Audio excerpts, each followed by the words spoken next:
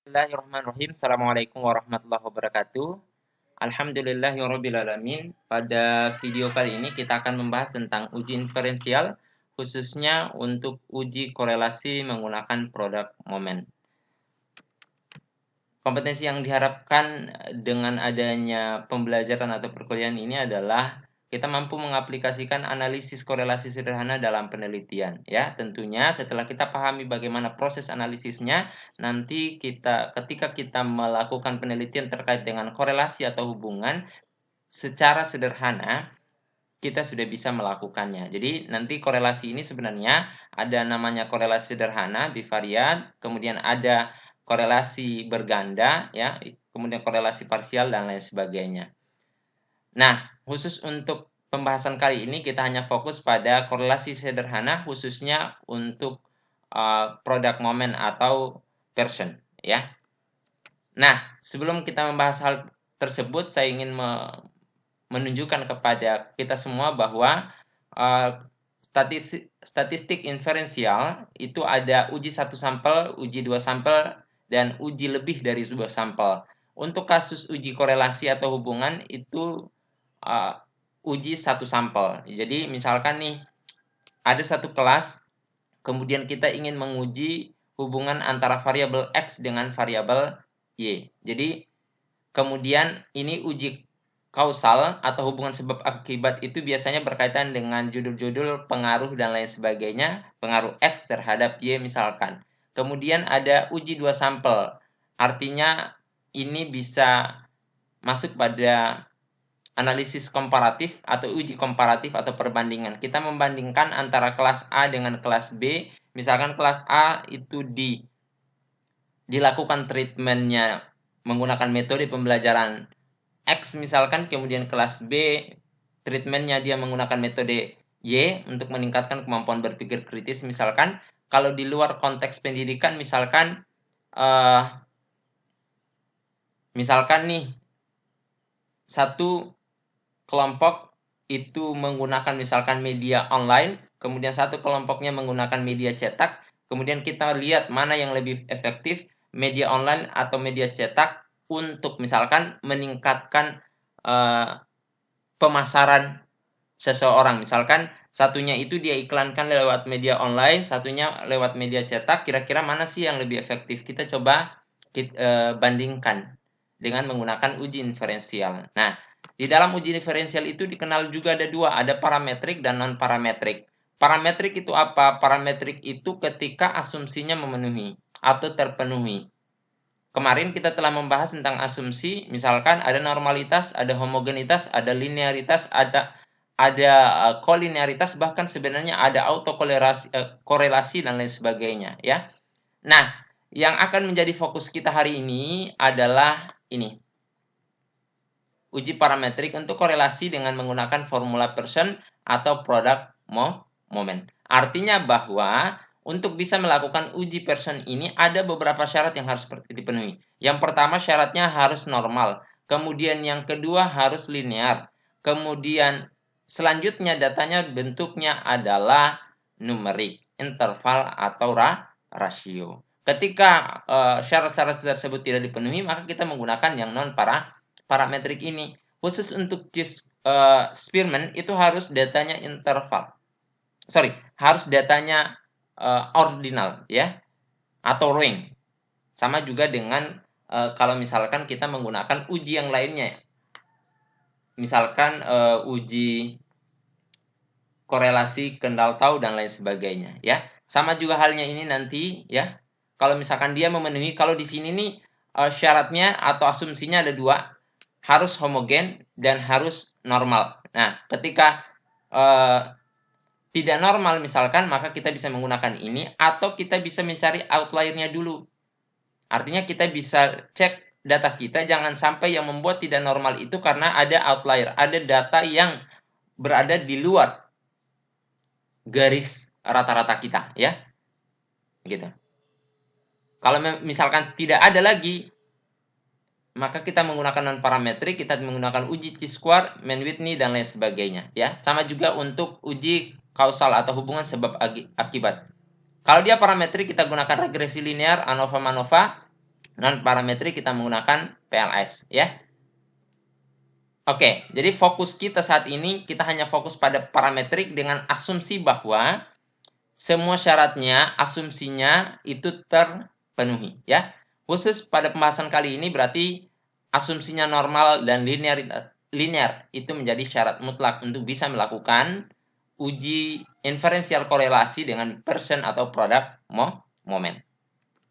Nah, ini jadi person product moment itu digunakan untuk menguji korelasi antara variabel numerik. Ya, ini catatannya. Antara variabel numerik.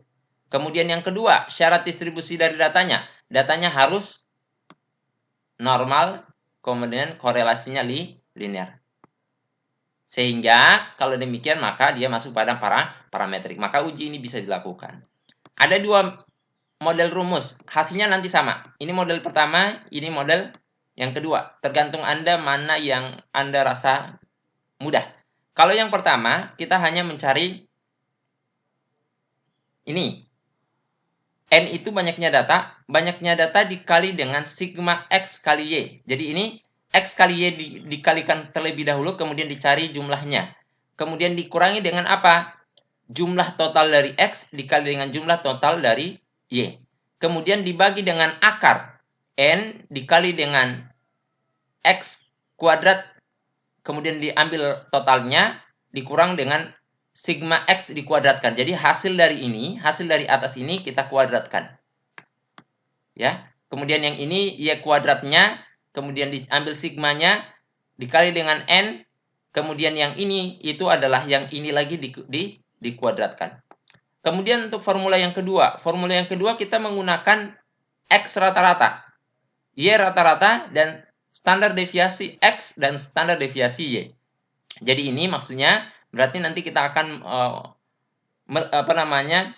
membuat tabel bantu yang mana ini berarti harus ada penambahan hasil pengurangan XI dikurang X rata-rata. Jadi kita cari dulu X rata-ratanya berapa, kemudian cari Y rata-ratanya berapa, standar deviasinya berapa masing-masing baik X maupun Y. Kemudian kita proses menggunakan formula ini. Hasilnya sama, tidak akan pernah berbeda. Nanti sebentar saya akan tunjukkan dengan cara manual dan menggunakan SPSS. Khusus untuk cara manual, saya menggunakan bantuan Excel untuk menghitungnya. Jadi Excel di sini saya hanya gunakan sebagai alat bantu menghitung. Baik, saya lanjutkan. Ini jadi untuk melakukan analisis korelasi, yang pertama kita harus menguji hipotesis. Kita harus membuat hipotesis. Hipotesis itu muncul berdasarkan teori yang telah kita baca atau telah tuliskan. Jadi hipotesis itu ada 3 jenis ya. Ini namanya dua arah ya, karena menggunakan sama dengan. Ada yang ini kecil, kemudian ada yang besar ya. Ada kanan, ada kiri. Jadi satu arah dan dua arah. Untuk satu arah ada kanan, ada kiri. Nah, untuk konteks hari ini saya misalkan menggunakan dua arah ya. Kemudian kriterianya, jika jika R hitung lebih kecil dari R tabel, maka kita katakan sebagai tidak ada korelasi. Kalau sebaliknya, maka ada korelasi atau tolak H0. Nah, kriteria ini juga sebenarnya kita bisa bandingkan dengan tabel T, dengan catatan kita merubah dulu. Kalau ini kita hanya merujuk pada R hitung, kalau ini kita rubah dulu dari R hitung ke T hitung. Nah, cara merubahnya kita R hitung dikali dengan akar N kurang 2, berarti misalkan datanya 20, berarti 18 nih, akar 18. Diper dengan 1 kurang R kuadrat, berarti ini dikuadratkan ya. Kemudian hasilnya, kemudian nanti dibandingkan dengan tabel. Tetapi ketika Anda menyelesaikan hanya sampai di sini juga sudah benar, asal kita menggunakan tabel R. Nah, ini di depan Anda, ini tabel R ya, ini tabel R. Kemudian ini kriterianya. Kriterianya ini boleh Anda ambil dari berbagai referensi ya. Jadi tidak mutlak ini. Silakan Anda cari referensi lain yang membahas tentang kriteria dari uji korelasi atau R ya. Nah, khusus untuk tabel R, cara bacanya itu sama dengan sebelumnya. Kita mencari titik perpotongan. Misalkan nih, datanya banyak datanya 20. Maka di sini bukan N20 kita ambil, tetapi 20 dikurang 2. Ya, berarti hasilnya adalah 0,468. Kemudian dari hasil R juga kita bisa lihat, oh ini masuk kriteria apa?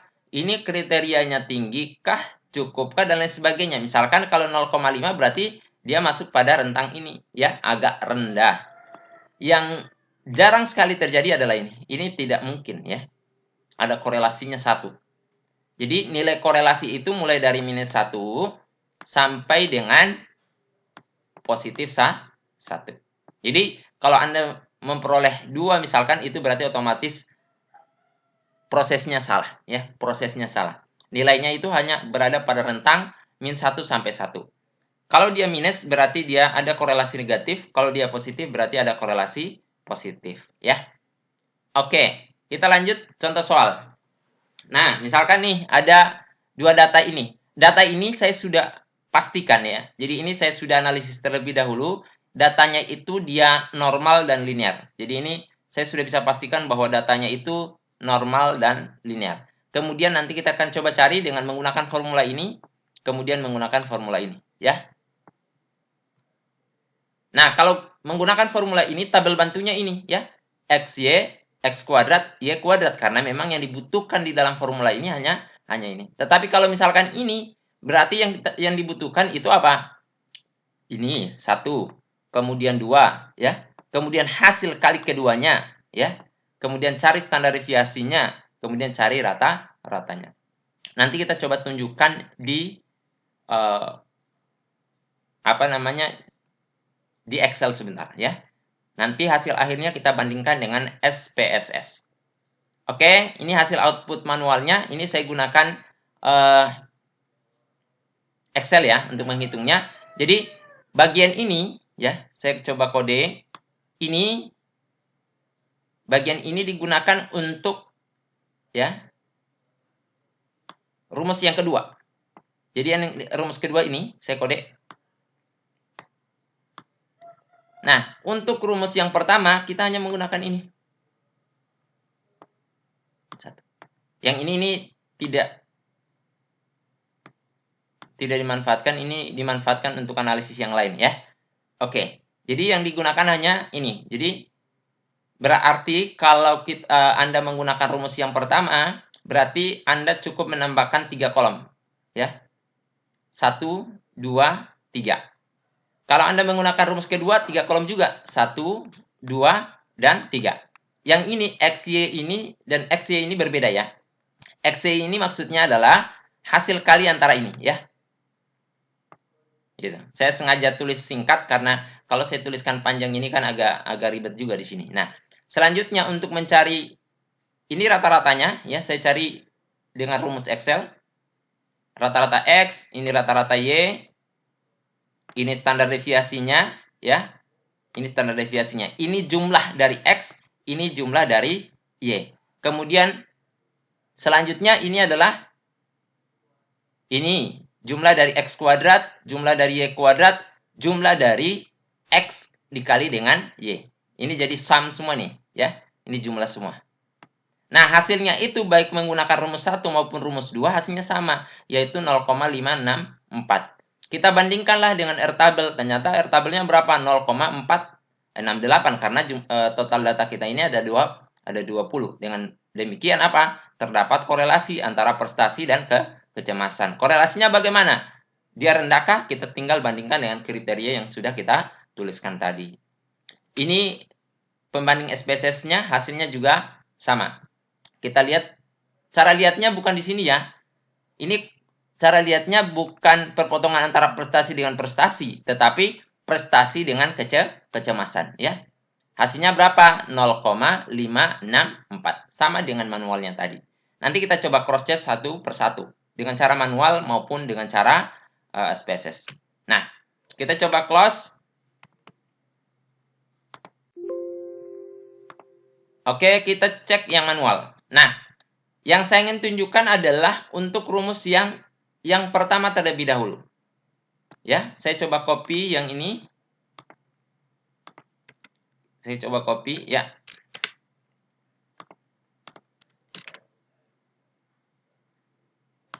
Oke. Nah, rumus ini yang akan saya tunjukkan pertama adalah rumus yang pertama ya, yang satu. Caranya itu artinya berarti kita menambahkan x kuadrat karena di sini butuh x kuadrat, kemudian di sini butuh y kuadrat, kemudian di sini butuh x kali y. Kalau ini kan sudah ada sigmanya ya. Ini saya coba kosongkan. Nah, berarti kita cari dulu, misalkan nih, x kuadrat berarti sama dengan ini dipangkat 2. Nah, sekarang berarti tinggal kita drag ke bawah. Oke. Nah, untuk di sebelahnya, itu sebenarnya tinggal kita drag juga. Seperti ini. Nah, hasilnya sudah ada, ya. Hasilnya sudah. Ini bisa kita cross check, benar tidak? 12 dipangkat 2, ya hasilnya adalah 144. Kemudian ini dikalikan. Kali, kemudian dikali dengan Y. Nah, sekarang tinggal kita drag juga ke bawah. Seperti ini. Nah, totalnya sudah ada, ya. Yang ini juga sudah disigmakan. Sehingga tinggal kita menggunakan rumus ini. Kita masukkan di Excel kita. Kurang lebih seperti ini. Coba lihat. Ini 20, banyaknya data, N, ya, yang ini. Kemudian, H24. H24 itu mana? Itu adalah sigma dari X kali Y, atau total, atau jumlah total dari X dikali Y, ya. Ada di kolom H, baris 24. Jadi caranya tinggal kita klik saja letak-letaknya, ya. Kemudian dikurangi dengan apa? Perkalian antara sigma X dan sigma Y. Sigma X dan sigma Y mana? Ini kan? Ini dan ini. Maka di sini perkalian antara A26, ya. Ini A26 dan B226 sampai seterusnya. Ini kenapa saya pangkat 0,5? Karena akar itu sama saja dengan pangkat 1/2 atau pangkat 0,5. Sehingga dengan menggunakan rumus ini tinggal kita klik, kemudian kita enter, hasilnya adalah 0,564. Selanjutnya, ini saya coba hidden dulu, ya. Saya sembunyikan ini. Kita munculkan yang selanjutnya. Unhidden. Nah, berarti kita hidden kembali supaya tidak campur. Oke, nah sekarang kita menggunakan formula yang pertama. Formula yang kedua, yaitu ini. Berarti cara pertama adalah kita cari dulu rata-rata dari X. Nah, rata-ratanya kita tinggal menggunakan rumus ini, ya. Average, kemudian kita blok. Saya contohkan satu saja, ya. Nih, berarti setelah itu kita blok datanya, ya. Nah, sudah.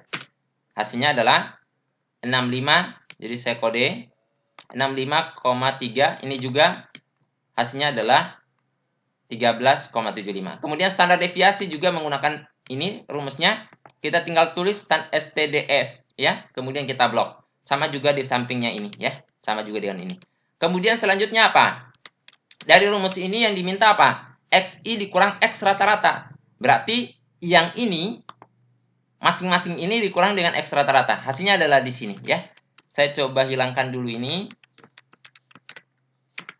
Oke, berarti ini sama dengan XI-nya adalah ini dikali dengan dikurang dengan X rata-rata. X rata-ratanya adalah ini, ya. Yaitu 65,3. Kita kasih string. Shift 4. Kenapa string? Supaya nanti dia konsisten. Pengurangnya ini 65,3. Kalau tidak pakai string, pengurangnya tidak akan konsisten, ya. Nanti Anda coba sendirilah. Ini saya drag lagi. Nah, sekarang kita lakukan prosedur yang sama untuk Y. Berarti YI dikurang dengan Y rata-rata. Nah, sekarang kita kasih string lagi untuk YI-nya. Supaya tidak berganti-ganti. Nah, sekarang sudah ada, ya. Oke. Selanjutnya, apa yang dia minta? Oh, hasil kalinya kemudian dijumlahkan. Ini kan sudah benar, ya. Nah, coba lihat. Nah, ini hasil kali C4 dan D4. Sampai seterusnya. Setelah itu kita ambil sigmanya. Sigmanya adalah ini. Inilah nilai yang bagian atas di sini, ya. Jadi nilai bagian atas itu berapa? 156 dibagi 5. Kemudian tinggal kita cari hasil kali dari Saya tunjukkan saja ya. Berarti selanjutnya kita cari hasil kali dari 20 dikali standar deviasi X dan standar deviasi Y. Berarti misalkan 20, saya tulis ya, kali ini, kali ini. Enter. Hasilnya adalah 2,5. Kita cek R-nya berapa? R-nya berarti ini dibagi dengan ini. Berarti sama dengan ini diper dengan ini. Hasilnya adalah 0,5643. Sama dengan ini. Sebenarnya rumusnya sudah ada, saya sudah tuliskan sebelumnya. Hasilnya adalah 0,564. Ya, sama antara rumus yang pertama tadi dengan rumus yang kedua. Kemudian selanjutnya kita coba bandingkan dengan SPSS. Saya blok ya. Saya ambil semua datanya. Kita copy kemudian paste di sini. Oke. Nah, kita ganti variabelnya. Ini X. Ini Y. Di sini terserah Anda labelnya. Misalkan X itu apa? Misalkan terserah misalkan prestasikah ya. Prestasi, kemudian kecemasan misalkan ya. Nah, ini sudah selesai. Kita tinggal ke data view, kemudian analyze, kemudian correlate ya, karena kita bahas korelasi, bivariate. Jangan parsial, nanti kita akan ada pembahasan tersendiri terkait dengan parsial. Bivariate, kemudian kita masukkan ke dalam ini variabel, kemudian kita centang version. Karena yang kita lakukan adalah uji product moment atau version. Kendall tahu, kalau kita menggunakan kendall tahu ya kita centang kendall tahu, kalau Spearman ya kita centang Spearman. Tetapi kendall tahu dan Spearman itu datanya harus bukan interval dan rasio ya, tetapi dia harus data ordinal ya. Kemudian kita pilih di sini. Saya pilih apa? Two tile ya, dua arah. Ini one tile. Kalau Anda menggunakan lebih kecil atau lebih besar, maka yang Anda klik one tile, tetapi tadi saya pilih yang two tile. Kita klik OK. Hasilnya adalah ya 0,564 ya. Sama nih. Yang dilihat itu perpotongan antara prestasi dan kecemasan. 0,564. Kecemasan dan prestasi juga sama ya. Pasti akan sama karena memang korelasi antara prestasi dan kecemasan. Saya kira untuk penjelasan saya terkait dengan uji korelasi, saya cukupkan sampai di sini. Mohon maaf atas segala kekurangan. Akhirul kalam. Wabillahi taufiq wal hidayah. Assalamualaikum warahmatullahi wabarakatuh.